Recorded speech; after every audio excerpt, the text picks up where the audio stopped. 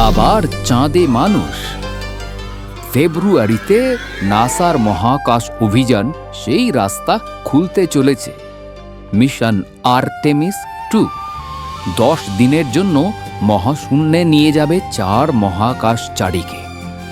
পৃথিবীর মাধ্যাকর্ষণ শক্তিকে কাজে লাগিয়ে গুলতি থেকে ছিটকে বেরোনো গুলির মতো করে এই মহাকাশযানটি উড়ে চলে যাবে চাঁদের মাধ্যাকর্ষণ শক্তির খপ্পরে।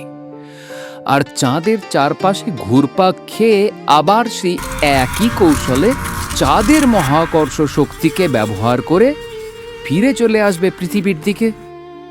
মহাশূন্যে এতটা দূরে নাসা এর আগে মানুষ পাঠিয়েছিল অ্যাপোলো মিশনের সময় প্রায় 50 বছর আগে। এবার এতদিন বাদে খুব গোছগাছ করে মিশনের পরিকল্পনা করা হয়েছে, যাতে ভবিষ্যতের চাঁদ আর মঙ্গল অভিযানের জন্য জরুরি সব পরীক্ষা নিরীক্ষা এক ধাক্কায় সেরে নেওয়া যায়। কারণ এইবারটি চাঁদে মানুষ নামছে না বটে, কিন্তু সব কিছু ঠিকঠাক থাকলে পরের বারে চাঁদে মানুষের বাস করার জন্য হ্যাবিটেট গড়তে চায় নাসা, যাতে সেখানে থেকেই আরও পরে হতে পারে ভবিষ্যতের মঙ্গল অভিযান। এর কারণ কি জানেন?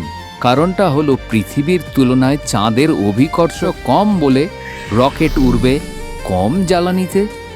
এই আর্টেমিস 2 কথাই ধরা যাক। পৃথিবী থেকে মহাশূন্যে একে ছুঁড়তে যে রকেট ব্যবহার হচ্ছে সেটার উচ্চতা 322 ফুট। এতটাই বড় যে পৃথিবীর ওপরে 250 মাইল উঁচুতে থাকা ইন্টারন্যাশনাল স্পেস স্টেশন থেকে সেটাকে একটা আবছা ছায়ার মতো দেখা যাচ্ছে। কাজেই বারে বারে এমন পেল্লায় রকেট ছোড়া সোজা কথা নাকি। তাই চাঁদের দিকে যেমন নাসার নজর রয়েছে, অন্য দেশরাও কেউ পিছিয়ে নেই। কিন্তু এবার ভবিষ্যতে ঠিক কি হতে চলেছে সেটা নির্ভর করছে আর্টেমিস 2 এর সফল উৎক্ষেপণ এবং পৃথিবীর বুকে নিরাপদ প্রত্যাবর্তনের ওপরে।